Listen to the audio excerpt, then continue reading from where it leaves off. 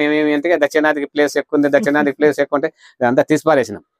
ఏం చేస్తాం అని ఆమె కన్ను చూడడం, వద్దనడం కూడా ఉత్తర ఏం మాకు కలిసి రాలేదు. అంటే మీకు మంచిగా ఉండాలనే ఉద్దేశంతో ఇంట్లో లేదో చెప్పిన కాడికి మీరు బయట వాళ్ళని పట్టుకొచ్చినాం.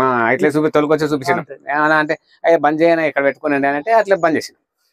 ఏం పరిస్థితి ప్రస్తుతం పాటించే ఈశాన్య ద్వారాల దారిద్ర్యం అనేది ప్రస్తుతానికి మీరు బంద్ చేసి మన మహర్షులు చెప్పిన ఒరిజినల్ శాస్త్రాలను, పూర్వీకులు పాటించిన నియమాలనే పాటించండి. ఇది నా సలహా. మీ సలహా ఏమైనా చెప్తారా? మా సలహా ఏమబ్బా, మేము ఇంతవరకు ఇబ్బంది పడినాం. దక్షిణాది స్థలం మస్తు ఉండే. ఇప్పుడు ఈశాన్య ద్వారాలలో మీరు పట్టుకొచ్చింది కదా. పట్టుకొచ్చింది. అది ఏం లేదు, అది కాకాయం అని చెప్పింది. మన ఆయన కాలం అంటుంది. ఈశాన్యం అంటే కాకాయం మరా, దానిలో అటుకెళ్ళే పోవాలి. మన ఆయనే చెప్పేవాడు.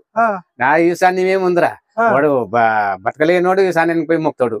ఏమి నేను ఇంకోటి చెప్పిన, మీరు గమనిస్తే నాకు చెప్పండి.